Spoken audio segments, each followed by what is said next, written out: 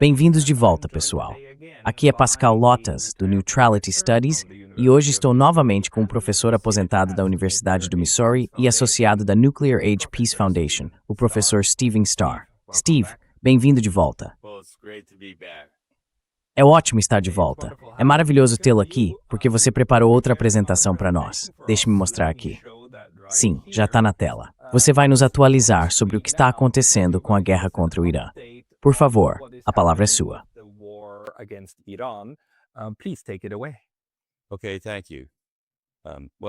Certo. Obrigado.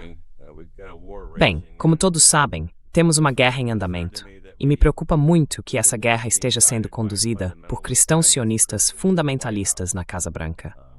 Em certo nível, é mais uma cruzada do que uma guerra. Nas últimas 4 semanas, os Estados Unidos realizaram mais de 10 mil ataques militares no Irã. Eles atingiram 190 centros médicos e 80 mil estruturas civis foram danificadas. 12 hospitais também foram destruídos no Irã. Portanto, isso não é apenas um ataque a instalações militares iranianas. Vamos ver aqui. Posso pegar isso? Pronto.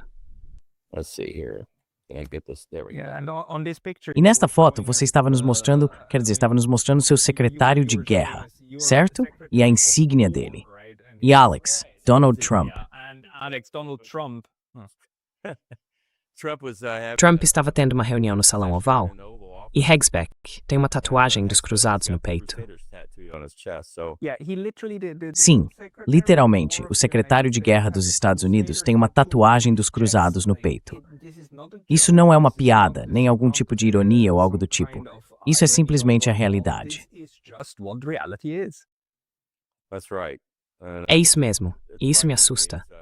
Reclamamos que o Irã é uma teocracia, mas parece que temos a mesma coisa acontecendo na Casa Branca agora. Nós fazemos.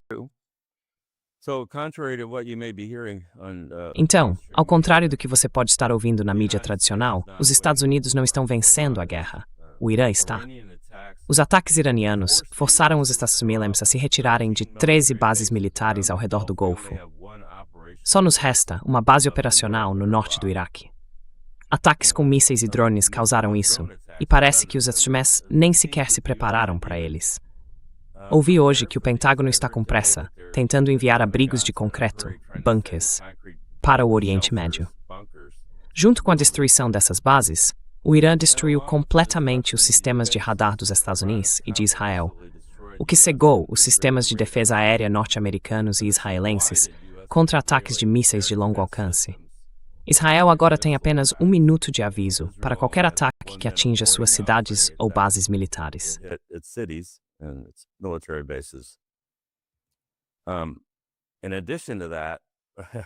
Além disso, os Estados Unidos e Israel estão ficando sem mísseis interceptores de defesa aérea. Eles não funcionam muito bem, mas se acabarem, então obviamente não funcionarão de jeito nenhum. E os radares THAAD e os mísseis Patriot, que foram enviados da Coreia do Sul, o que com certeza não deixou a Coreia do Sul muito feliz, estão sendo despachados para o Oriente Médio para substituir os que foram destruídos. Mas eles não conseguem substituir o sistema de radar UHF de alta altitude que foi destruído no Catar. E esse é necessário para a identificação inicial de objetos de alta altitude que se aproximam, ogivas. Então, esses mísseis THAAD e Patriot ainda não vão ser muito eficazes. O que está acontecendo? Porque, sabe, mesmo depois de 80 mil ataques, ou 10 mil ataques, é preciso olhar o porquê.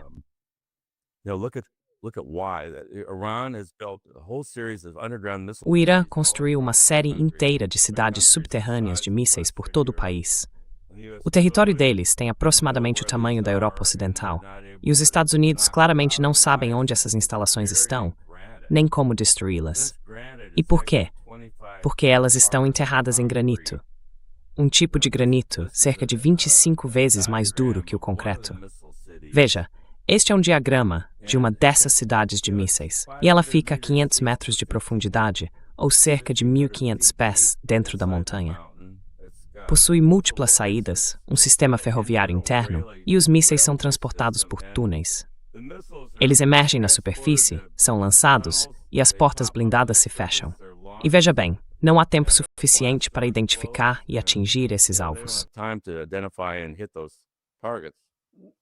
Dapto ambas temos essa informação. O Irã forneceu parte disso. Na verdade, esse vídeo aqui, imagens daquela cidade subterrânea de mísseis. Esses túneis se estendem por quilômetros. Isso não é uma instalação simples. A estrutura lá embaixo, eles vêm se preparando para esta guerra há 30 anos. Eles previram isso, e é por isso que sabiam que não poderiam competir com nossa força aérea, então construíram mísseis e drones. E ao que parece, nós não estamos preparados para isso. O que é isso? Isso é real ou foi gerado por IA?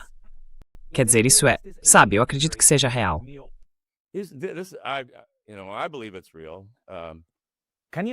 Você pode produzir o áudio de novo. Aquilo era árabe. Ou era... acho que me. Quer dizer, eles fazem isso para informar o próprio povo também. Espera, isso não é hebraico? Wait, isn't this Hebrew? Enfim, espero que seus telespectadores entendam a situação. O que esses mísseis têm feito? Quero dizer, eles destruíram de 30% a 40% da capacidade de refino do Golfo. Foi danificada ou está fora de operação. Foram perdidos 11 milhões de barris por dia em capacidade de refino. E também se perdeu 20% da produção global de gás natural liquefeito. Sabe, 70% da capacidade de GNL do Catar foi perdida devido aos ataques iranianos. E vai levar de 3 a 5 anos para restaurar essa produção. Agora, isso é um problema estrutural. As reservas estratégicas globais de petróleo cobrem apenas cerca de 20 dias de interrupção do fluxo de petróleo do Golfo. E não dá para acelerar os petroleiros. Eles só podem cruzar o oceano a uma certa velocidade. Mas, quando os que estão a caminho chegarem, é estresse nenhum.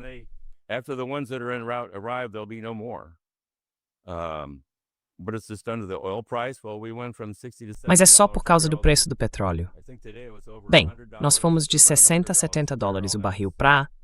Acho que hoje estava acima de 100, ou em torno de 100 dólares o barril. E vai chegar, você sabe, bem acima de 100, talvez até 200 dólares o barril. Certo. E isso gera inflação em tudo, porque os custos de combustível estão embutidos em toda atividade manufatureira ou agrícola.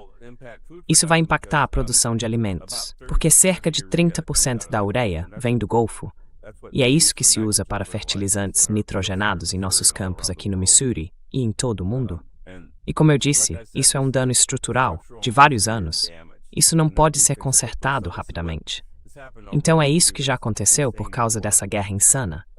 Isso mostra Teherã depois que Israel atingiu uma refinaria lá no Irã. Foi assim que ficou.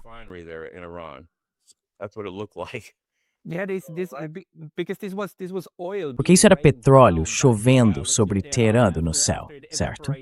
É absoluta uma catástrofe ecológica, o que a coalizão Etesozão a Israel está fazendo com o Irã. Isso mesmo. Sabe, na outra apresentação que eu fiz, mostramos óleo escorrendo pelos ralos e pegando fogo numa cidade. Então o Irã revidou. So Iran hit back.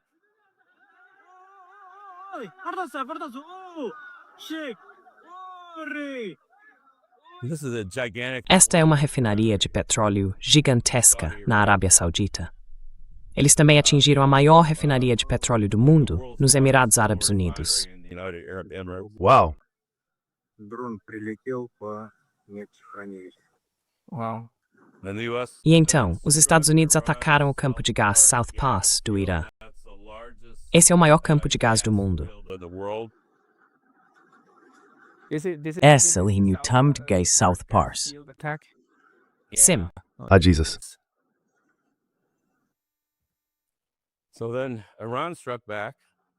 Então o Irã revidou e atingiu o campo de gás do Catar. Foi quando cerca de 70% da capacidade foi destruída lá. Não estamos vendo isso nas nossas notícias, pelo que posso perceber. Tive que procurar na internet para encontrar esses vídeos, mas esses não são vídeos feitos por IA. Isso é algo real. É um massacre, sim. Enquanto isso, os Estados Unidos estão realizando bombardeios massivos sobre cidades iranianas. Estão bombardeando suas cidades indiscriminadamente. E se os relatos forem verdadeiros, há 2 batalhões de fuzileiros navais e cerca de 1.000 paraquedistas americanos a caminho do Oriente Médio. E aparentemente, alguns devem chegar hoje à noite ou amanhã. Você ouviu algo? Eles adicionaram mais 10.000 soldados. E se invadirem, serão massacrados. And if they invade, they will be massacred. This is not going to be. It's really insane. Isso não vai acontecer. É realmente uma loucura.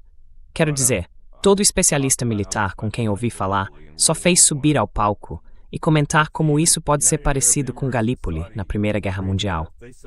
Se os Emirados Árabes Unidos e a Arábia Saudita apoiarem essa invasão dos Estados Unidos, o Irã prometeu destruir suas refinarias de petróleo e a produção de gás natural liquefeito.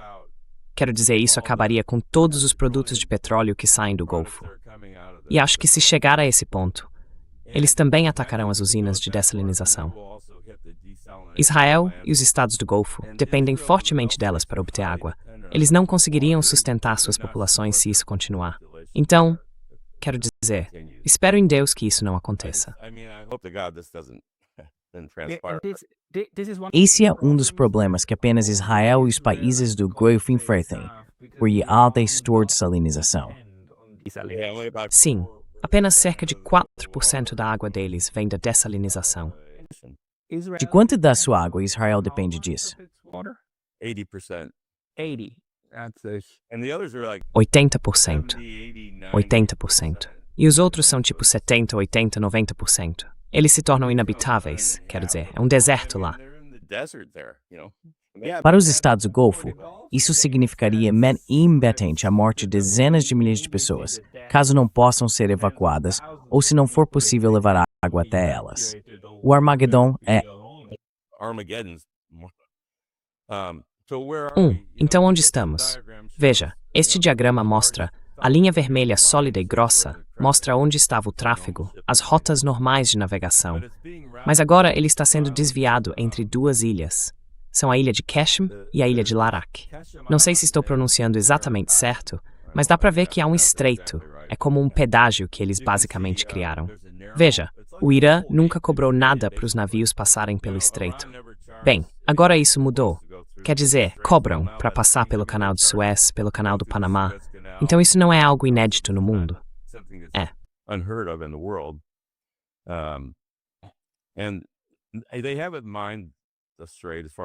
E até onde eu sei, eles não mineraram o estreito, embora alguém tenha sugerido que poderiam realmente colocar minas no fundo do estreito ali. Eu não sei. Mas os fuzileiros tentarão tomar essas 2 ilhas? Não. A Arábia Saudita e os Emirados Árabes Unidos têm usado oleodutos para enviar petróleo fora do Estreito de Hormuz. Dá para ver ali no meio, há um oleoduto verde, e é de lá que vem a maior parte do petróleo. Os Emirados têm um oleoduto aqui embaixo, e o oleoduto saudita descarrega em Yanbu, no Mar Vermelho. Esse petróleo substituiu cerca de 40% do petróleo que antes passava pelo Golfo Pérsico, o que reduziu a dependência.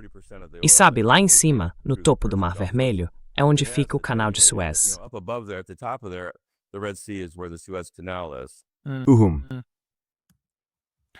Mas isso é algo que poderia ser destruído, algo que o Irã poderia atacar se quisesse.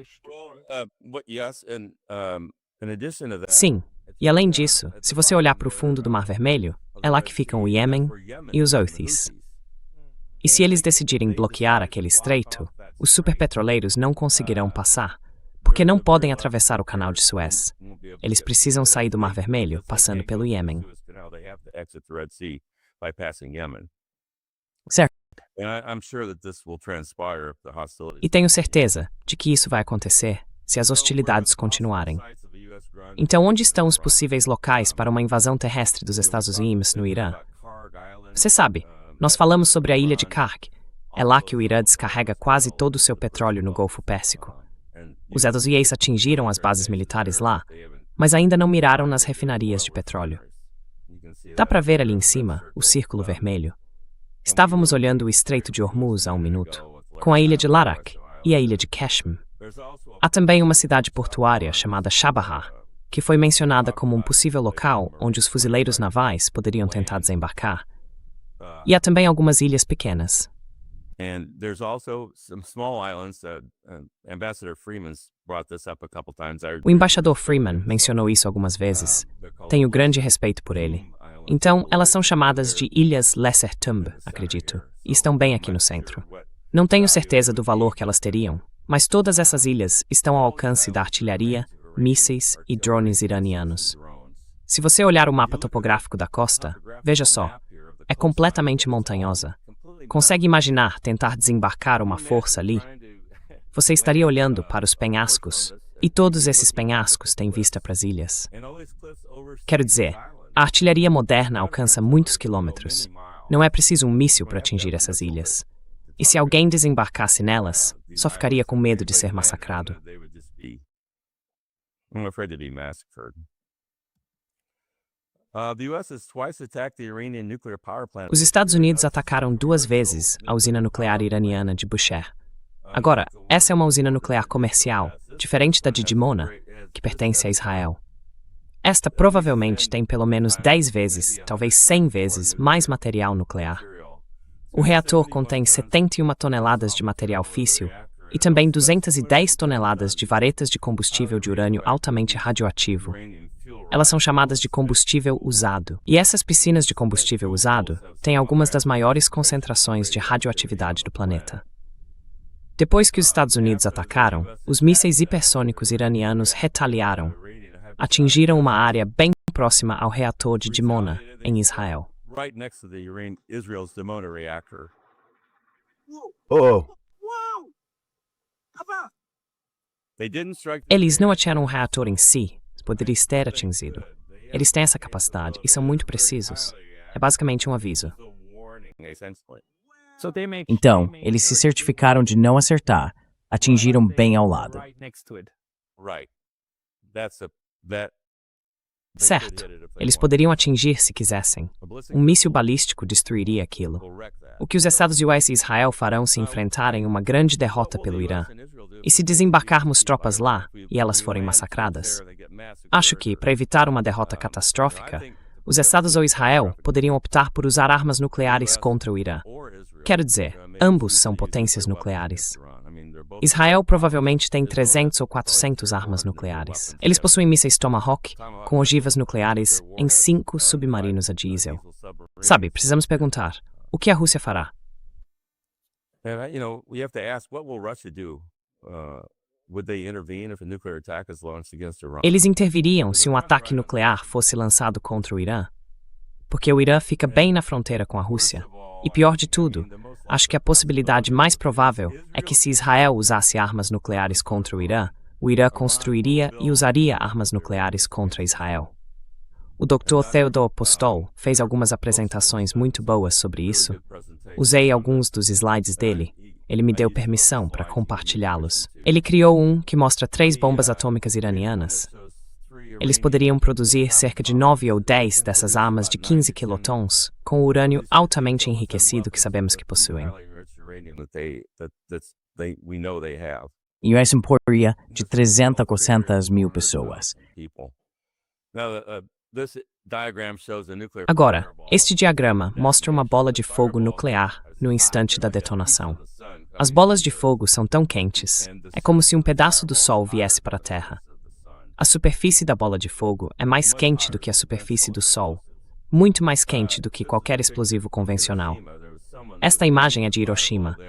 Havia alguém sob a bola de fogo.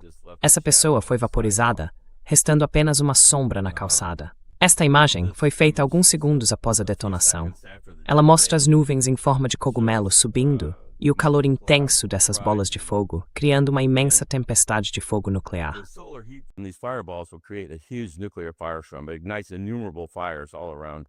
Ele acende inúmeros focos de incêndio por toda a área, cerca de 30 km².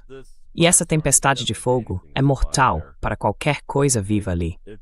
Em questão de dezenas de minutos, a temperatura do ar na zona de fogo sobe acima do ponto de ebulição da água.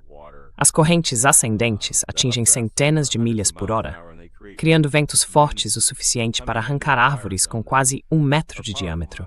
são simplesmente enormes. Portanto, ninguém nessa zona de fogo sobreviveu. Seria o mesmo no Irã, como se viu. Be the same thing in Iran as it would be in Israel, but I think it's important to say here that Professor Acho que é importante dizer aqui que o professor Postel afirma que, pelo que sabemos sobre o Irã e a quantidade de urânio enriquecido que eles possuem, devemos presumir que eles poderiam colocar isso em ação em poucas semanas. Quero dizer, essa já era a avaliação dele no ano passado. Seria irresponsável presumir que eles ainda não têm algumas ogivas nucleares. Esse era o argumento dele. a couple of nuclear warheads. That was his argument. well, that's right. He believes 9 or 10. Isso mesmo. Ele acredita que são 9 ou 10. Eles tinham cerca de 430 quilos de urânio altamente enriquecido a 60%. E isso é suficiente. Leva apenas alguns dias para passar de 60% para 90% de enriquecimento, que é o nível de uso em armas. Sim, essas bombas de fissão não são particularmente difíceis de produzir. Eles não precisam testá-las para saber que vão funcionar. O Irã é totalmente capaz de criar essas ogivas. Então, esta imagem mostra onde estaria a zona de fogo, e tudo que for combustível nessa área queimará em cerca de 6 a 10 horas. Esta é uma imagem de Hiroshima, alguns meses depois que a bomba atômica destruiu a cidade. The atomic bomb there destroyed the city. The US actually created Os Estados Unidos realmente criaram tempestades de fogo na Alemanha e no Japão durante a Segunda Guerra Mundial, com bombardeios convencionais. Milhares de bombardeiros provocando incêndios enormes. Esta é uma imagem de Hamburgo depois, mostrando caminhões de bombeiros abandonados na rua. Estava tão quente na cidade que não se podia nem levar um veículo com esteiras por dias. Até o asfalto estava derretendo. Tudo estava tão quente que era impossível entrar. Depois da bomba, é claro, há a queda radioativa.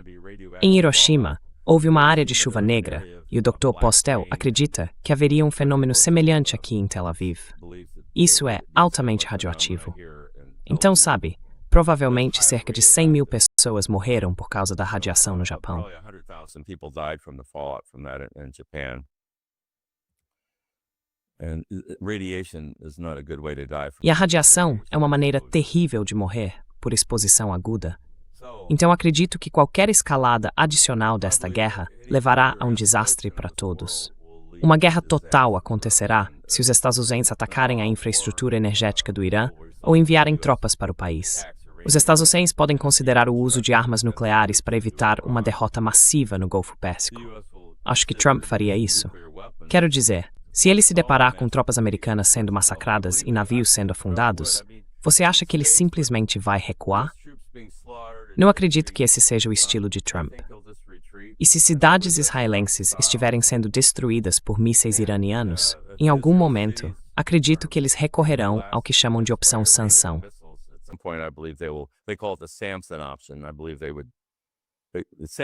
Acredito que sim. Sanção, você sabe, derrubou o templo sobre eles e destruiu todos junto com ele. Se a infraestrutura de energia e as usinas de dessalinização em Israel e nos estados do Golfo forem destruídas, isso tornará a região inabitável. E como eu disse, acredito que Israel provavelmente atacará o Irã com armas nucleares se decidir que sua existência está em risco. Então, parem a guerra agora. É por isso que eu digo, se houver alguém sensato que possa intervir nesse processo e convencer Trump a não enviar tropas ao Irã, não ataquem. Se prosseguirmos com esse ataque terrestre, isso resultará em uma catástrofe.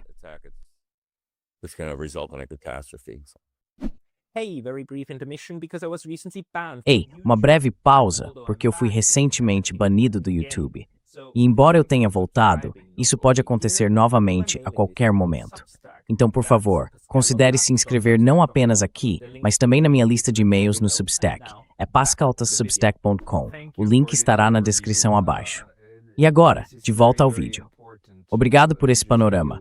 Isso é muito, muito importante, apenas para termos consciência de onde estamos agora. Mas então, qual é o clima neste momento nos Estados Unidos? Quero dizer, você está no Missouri. No seu bairro, quando você conversa com as pessoas, o que elas dizem sobre isso? O que sabemos sobre as estatísticas a respeito? Quero dizer, sabemos que a CEPAC, o Comitê de Ação Política Conservadora acabou de realizar sua reunião neste fim de semana e aparentemente estavam discutindo se essa guerra era uma coisa boa ou ruim. Qual é a posição dos Estados em relação à guerra? Where does the US stand on the war? Well, I believe most normal people. Bem, eu acredito que a maioria das pessoas normais, aquelas que estão lutando para sustentar suas famílias e cuidar de suas próprias vidas, não é a favor de guerras sem fim. Acho que foi por isso, na verdade, que Trump foi eleito. Ele prometeu acabar com as guerras no exterior. E veja o que ele fez, sabe? Então, quero dizer, não sei se posso falar pelos Estados Unidos ou não. O que eu vejo é que os políticos são todos a favor disso. Mas temos a AIPAC aqui. Quero dizer, todo congressista tem um representante da AIPAC em seu gabinete. É por isso que quando Netanyahu vem e faz um discurso, ele recebe uma ovação de pé. É porque temos o melhor congresso que o dinheiro pode comprar. Quero dizer, não acho que Trump realmente... Bem, não sei.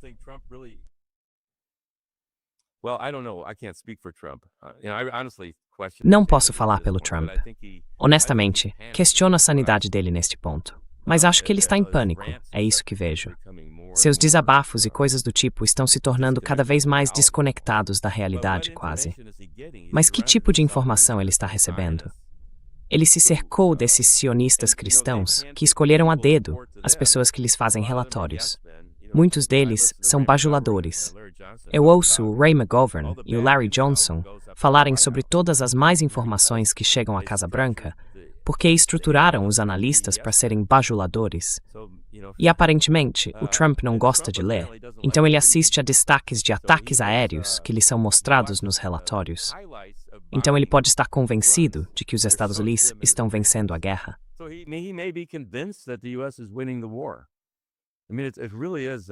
Quer dizer, é realmente desconcertante pensar que o presidente está recebendo informações completamente falsas e acredita que pode enviar tropas, vencer a guerra e fazer o Irã recuar, quando o Irã tem um exército permanente de 1 milhão de homens. E o que são 10 mil tropas?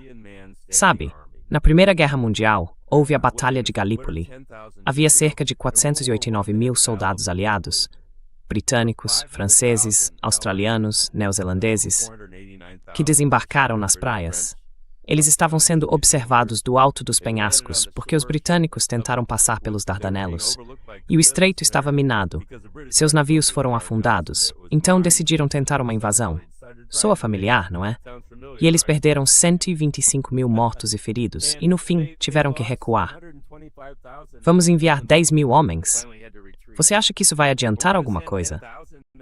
Naquela época, eles nem tinham mísseis. Fico me perguntando se isso pode ser verdade. Quer dizer, toda essa conversa é uma possível interpretação. É claro que toda essa história de invasão terrestre é apenas um dilema, certo? Para também nos colocar contra eles, não é? Então, o comentário.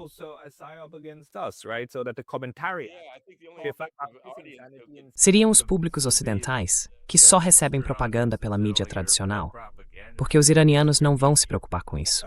Quero dizer, eles estão dizendo, sim, tragam, podem vir. Eles estão. Eu recebi o professor Marandi no meu canal e ele disse, olha, estamos preparados para isso. Quero dizer, estamos preparados para matar todos eles, sem problema. Se vocês realmente quiserem fazer isso, então mandem-nos. Claro, nós cuidaremos disso.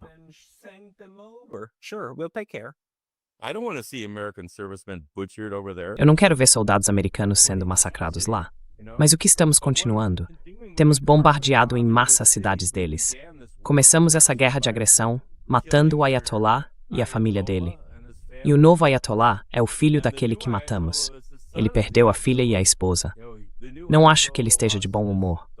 Acho que é provável que ele diga, sim, vá em frente e construa essas armas nucleares, porque o pai dele havia bloqueado isso por 26 anos. E esse é o homem que nós matamos.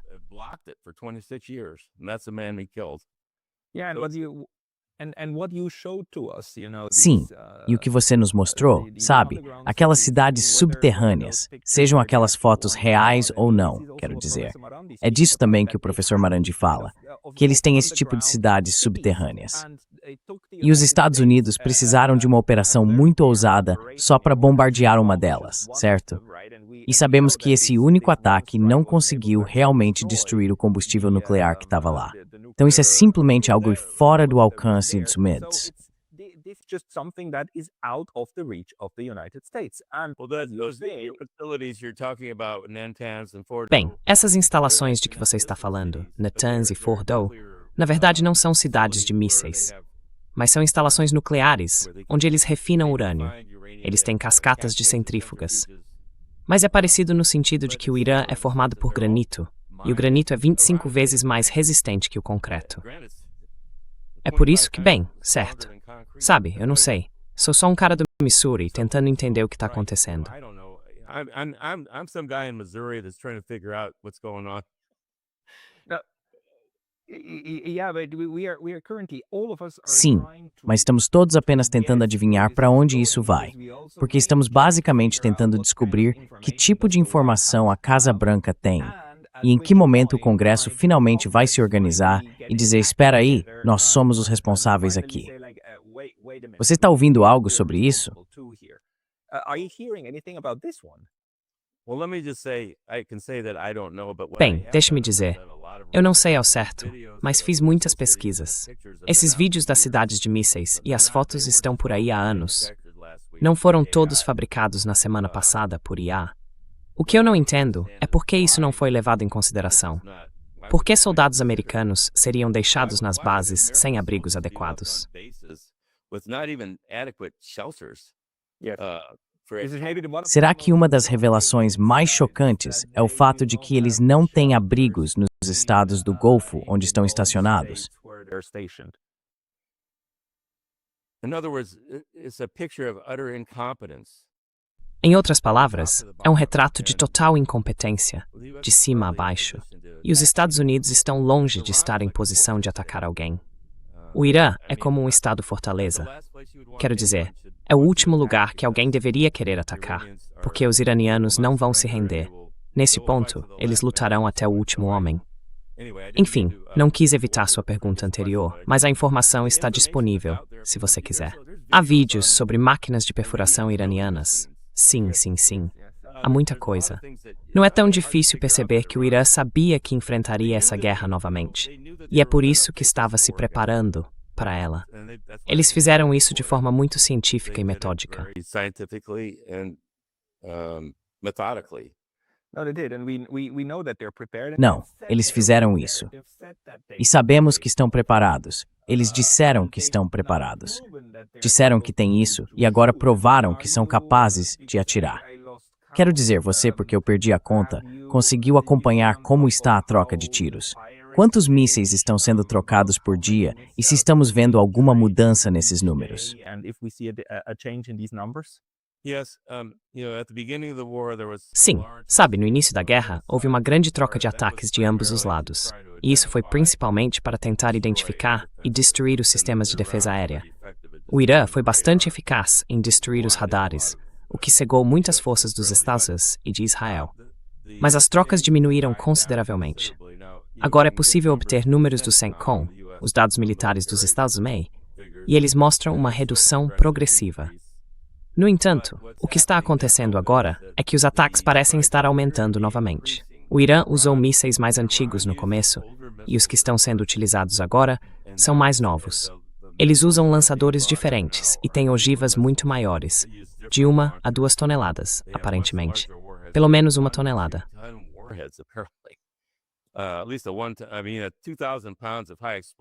Quer dizer, 2.000 libras de explosivo de alta potência representam uma quantidade enorme de destruição, e eles conseguem mirar com muita precisão. Israel impõe restrições incríveis. Se você postar qualquer vídeo na internet, vai acabar preso em Israel. É por isso, de fato, que não estamos vendo vídeos saindo de lá. Mas eu vi um vídeo de um prefeito de uma cidade na Cisjordânia dizendo: vocês precisam parar com isso. Não conseguimos sobreviver a isso. Não temos defesa, porque o Hezbollah também está atingindo eles com mísseis. Então acho que Israel está sitiado neste momento. E essa guerra era para ser uma guerra curta. Quer dizer, os tolos na Casa Branca aparentemente acreditaram que poderiam em um fim de semana matar o Ayatollah promover uma mudança de regime e que todos os iranianos se revoltariam e viveríamos todos felizes para sempre. Agora, o objetivo é abrir o Estreito de Hormuz. Bem, Elizabeth Bastos that show. Open the Strait of Hormuz. Well, it was open before the war, right? We closed. Yeah, exactly. It was open, Sim, it was free. exatamente. Era aberto, era livre, era seguro e estava tudo bem. Mas veja, se a análise é que o AIPAC é um dos motores dessa guerra e que os desejos de Tel Aviv são basicamente as ordens em Washington, vamos supor que isso seja verdade. Então a questão não é como convencer os Estados Unidos, e sim como convencer Tel Aviv a ordenar que Washington recue. E se supusermos isso, então os iranianos disseram que a única forma de estarem dispostos a parar de atirar é se os Estados se retirarem completamente da Ásia Ocidental. Todas as bases devem desaparecer.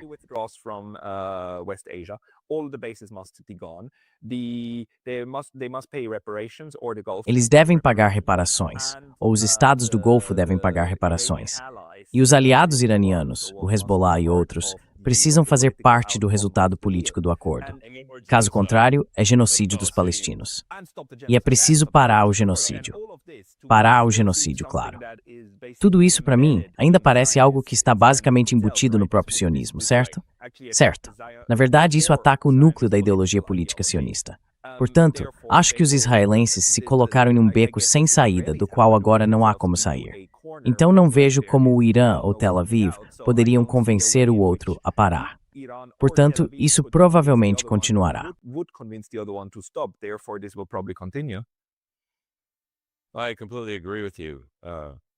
Concordo completamente com você.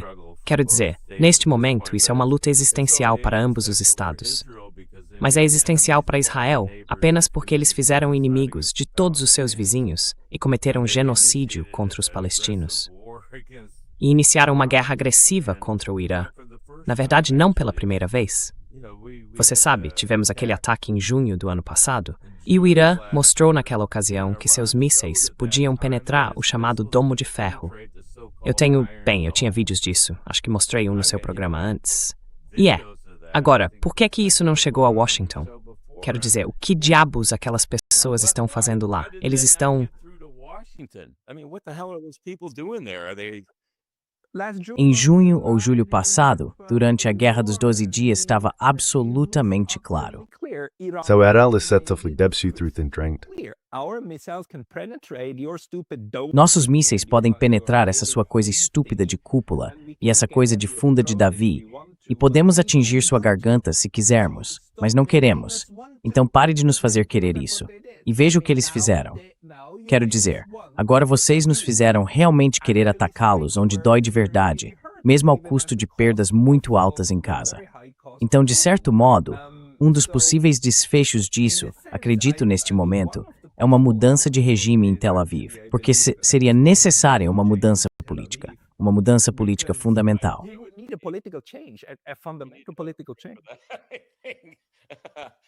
Ou esperar por isso. Sabe, há outras visões sobre isso que dizem que todo o plano tem sido destruir o Golfo e arruinar o Estreito de Hormuz. Brian Berletic e outros acreditam nisso. Eles não dizem que é Israel. Dizem que são os Estados Unidos que estão por trás disso. Os Estados Unidos, neste momento, são mais ou menos autossuficientes em petróleo, embora o fraturamento hidráulico seja totalmente de curto prazo. Esses poços vão secar rapidamente.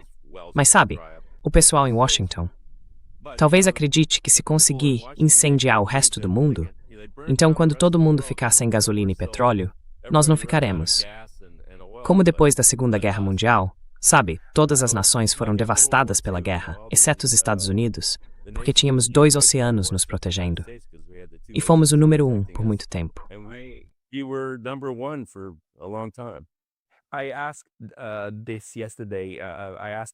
Perguntei isso ontem.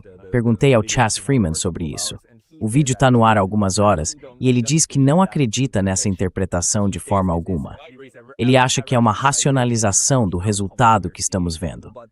Mas quanto aos motivos por trás disso, ele não vê como algum tipo de grande jogada estratégica de xadrez 4D, e sim como o resultado de um processo muito problemático de tentar lidar com o Irã. E claro, a ideia é lidar com eles primeiro, depois enfrentar a Rússia e, por fim, o chefão final, a China, certo? Essa mentalidade de videogame. Mas sim, ele também destacou que há, na verdade, benefícios surgindo disso para a China. Por exemplo, todo o seu setor de energia renovável, que é o maior do mundo, vai ter um enorme impulso com isso.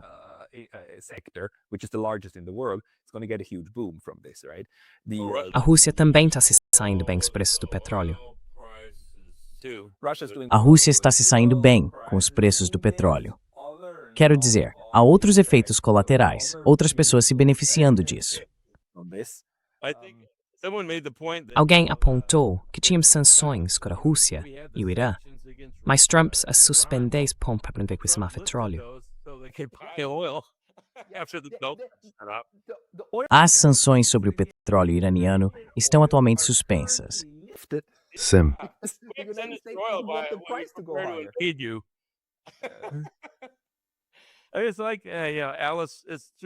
É como Alice através do espelho.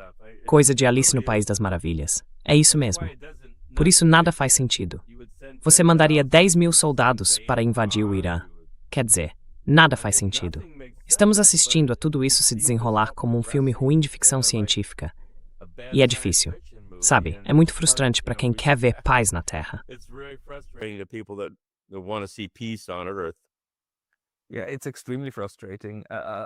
Sim, é extremamente frustrante. Mas, ao mesmo tempo, o que estamos vendo agora é que, pela primeira vez, os Estados Unidos parecem estar esbarrando em um verdadeiro tipo de muro de tijolos. A primeira vez desde que enfrentaram o muro norte-coreano. Mas mesmo na Coreia do Norte, sabe, os norte-coreanos foram basicamente forçados a travar uma guerra de guerrilha nas selvas e assim por diante. Uma guerra assimétrica. Mas esta é uma guerra simétrica. E é por primeira vez desde a Guerra que os estadunidenses forçaram a supor uma guerra simétrica.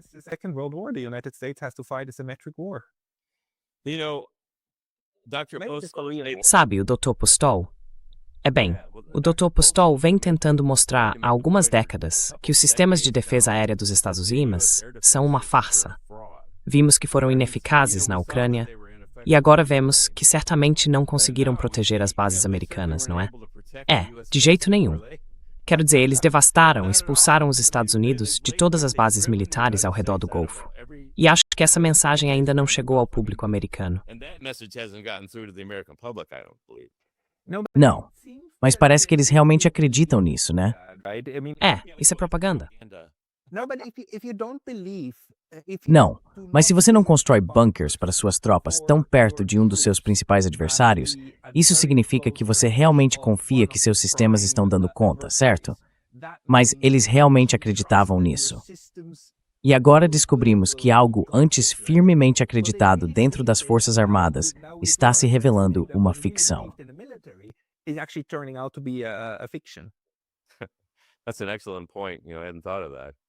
Esse é um excelente ponto. Eu não tinha pensado nisso, mas aparentemente foi o que aconteceu. E provavelmente há centenas de americanos mortos neste momento. Eles vão encobrir tudo. Vemos isso em todas as guerras. Mesmo na Primeira e na Segunda Guerra Mundial, o governo americano mentiu para seu povo sobre as baixas sofridas em algumas das batalhas. A Batalha do Bulge, por exemplo. Foram perdas americanas horríveis, mas nunca ouvimos falar disso aqui. E eu acho que muitos militares americanos já foram mortos e feridos, mas nada comparado ao que vai acontecer se eles enviarem tropas para invadir as ilhas ou o continente.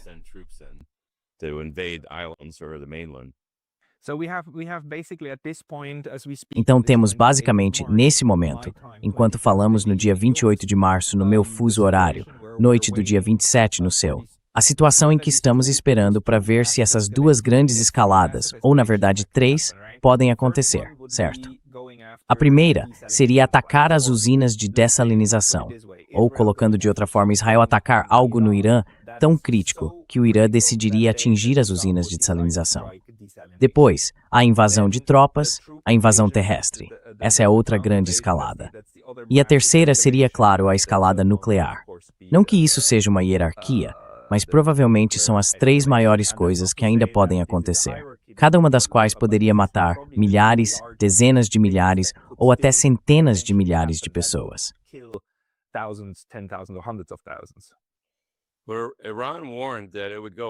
Mas o Irã alertou que atacaria as refinarias no Golfo se os ataques à sua infraestrutura continuassem. Por exemplo, se os Estados Unidos destruíssem a ilha de Karg, porque é lá que eles descarregam todo o seu petróleo no Golfo Pérsico, isso poderia ser, você sabe, algo que Israel poderia atacar se quisesse provocar um ataque em grande escala.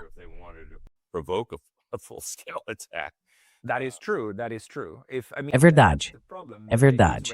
Quer dizer, esse é o problema. Israel tem os Estados Unidos basicamente pelos pontos vitais, certo? Porque eles podem atingir algo no Irã, que então força o Irã a atacar algo muito valioso para os Estados Unidos. E os Estados Unidos vão simplesmente sair prejudicados. Simplesmente prejudicados.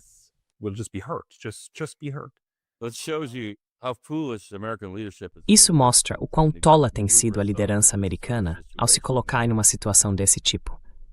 Quero dizer, em um mundo sensato, nem chegaríamos perto de algo assim.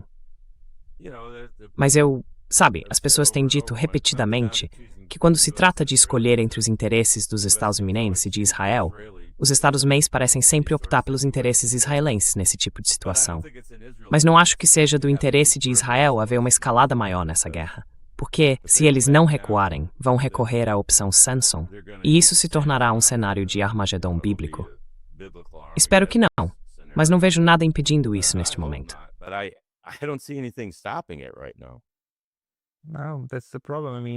Não, esse é o problema. Quer dizer, o senhor Netanyahu ainda está dando coletivas de imprensa e falando sobre como tudo está indo bem. Eu não sei. Recentemente vi novamente coletivas de imprensa de ângulos diferentes. Acho que isso foi apenas um pensamento ilusório. Esperávamos que ele tivesse ido embora. E isso, quando você está torcendo para que alguém caia morto. Mas acho que há muitas pessoas em alguns países diferentes desejando isso neste momento. Deixe-me colocar desta forma. Não desejo a morte de ninguém, mas há algumas pessoas que, se vivessem um pouco menos violentamente, não faria mal. Elas precisam se aposentar, pelo menos. Aposentar-se. Aposentadoria. Apenas aposentadoria. De preferência na prisão, mas também pode ser na mansão delas. Não me importo. Apenas se aposentem e parem de matar pessoas.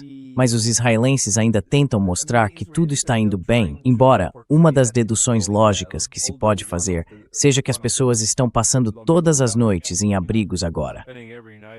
Se é preciso prender pessoas apenas por fazer vídeos do que está acontecendo ao redor delas, você sabe que as coisas não estão indo muito bem. Mas parece que eles estão sob controle. Quero dizer, aparentemente o exército tem controle interno sobre a população. Ou a população ainda está de acordo com isso.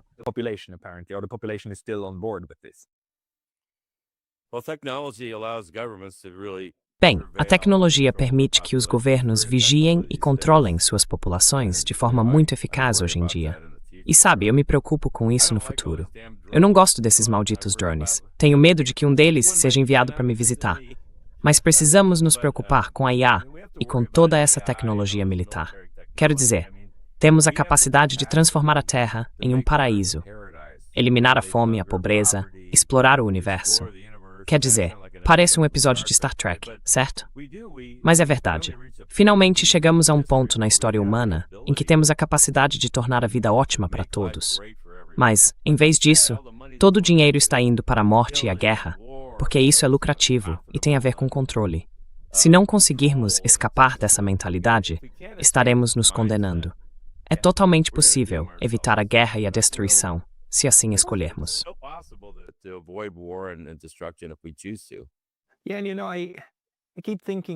Sim, e sabe, eu fico pensando que muitas das visões muito otimistas do futuro vêm, na verdade, dos Estados Unidos. Quero dizer, Star Trek é um exemplo perfeito. A forma como a sociedade de Star Trek funciona é muito utópica. É como se a comida surgisse do nada e todo mundo basicamente vivesse sem pobreza. Ainda existem hierarquias, mas você não faz as coisas por dinheiro. Você já vive em paz em casa. Pode sair, explorar, ver o universo. É uma visão utópica do futuro.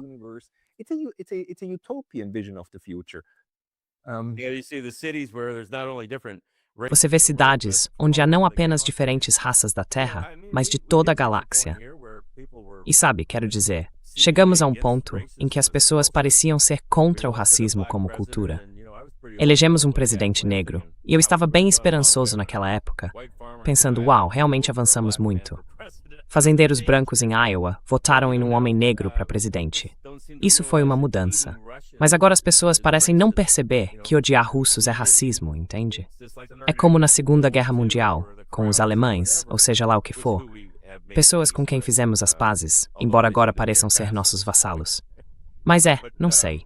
Se você usa a tecnologia para doutrinar as pessoas em vez de educá-las, acaba tendo grandes problemas.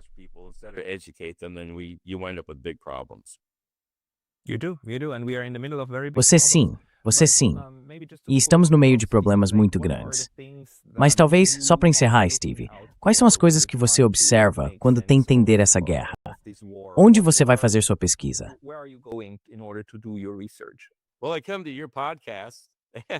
Bem, eu participo do seu podcast. Também vou ao do Larry Johnson. E meu Deus, o Nima. Acho ele ótimo. E o The Duran. Os dois caras de lá, o Alex e o Alexander, têm seus próprios podcasts. Quero dizer, eu preciso recorrer a essa mídia alternativa. Ainda assim, levo tudo com um certo ceticismo, porque, bem, espero que sim. E o juiz napolitano, claro, ele tem pessoas que... E sabe, eu não falei sobre o que está acontecendo na Ucrânia, mas agora ainda tem os britânicos, com sua marinha, interceptando navios russos no Báltico junto com os países bálticos. A Estônia tornou isso ilegal. Então há muitas coisas ruins acontecendo. Drones ainda estão atingindo a Rússia e os Estados Unidos estão controlando esses ataques a partir da Alemanha. Dizemos que são os ucranianos que fazem isso, mas fornecemos todas as informações de mira e provavelmente o material também. Então isso também está acontecendo. Quero dizer, estamos realmente em apuros de várias maneiras agora, porque temos belicistas comandando tudo. Nós Pfizer. Nós sim, mas você só precisa se afastar de tudo isso. Enfim, não quis me desviar do assunto. Gosto de participar de diferentes podcasts. Não, é só que, sabe, também chegamos ao ponto em que as redes sociais ainda são uma tábua de salvação para uma discussão sensata sobre a insanidade que está acontecendo. E isso também pode viralizar, sabe? Então todos que estiverem assistindo a isso devem enviar o link para seus amigos e familiares. Curtam e se inscrevam. Mas não, o ponto é que não temos outra escolha, a não ser tentar entender isso por conta própria, certo? Porque não podemos confiar na CNN, na BBC, na MSNBC, todos esses veículos e no New York Times e assim por diante. Precisamos lê-los para entender o que estão dizendo e como querem retratar o mundo. Mas depois precisamos ter a mesma discussão entre nós para descobrir o que realmente está acontecendo. E só quero destacar o seguinte. Há diferenças de interpretação entre pessoas como Brian Berlichk e Jess Freeman, mas isso não significa que um ou outro queira enganar. Significa apenas que temos interpretações diferentes e precisamos discuti-las para descobrir qual delas é mais provável, ou qual combinação delas é mais provável. É isso.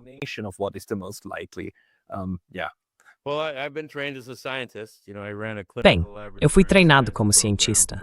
Sabe, eu dirigi um programa de ciências laboratoriais clínicas por 11 anos antes de dar minha aula sobre armas nucleares. E eu acredito no método científico. É preciso discussão e experimentação. Mas você não deve ser instruído sobre o que escolher. Isso deve ser uma escolha livre. E sabe, se você acredita o suficiente na espécie humana, pode acreditar que escolheremos o caminho certo a seguir. Então espero que isso aconteça algum dia.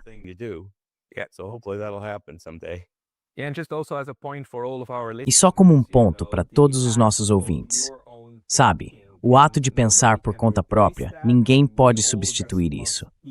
Todos nós precisamos continuar observando e buscando. E é por isso que sou muito grato a você, Stephen, por compartilhar suas percepções e análises conosco. Para as pessoas que quiserem te acompanhar, onde elas devem ir?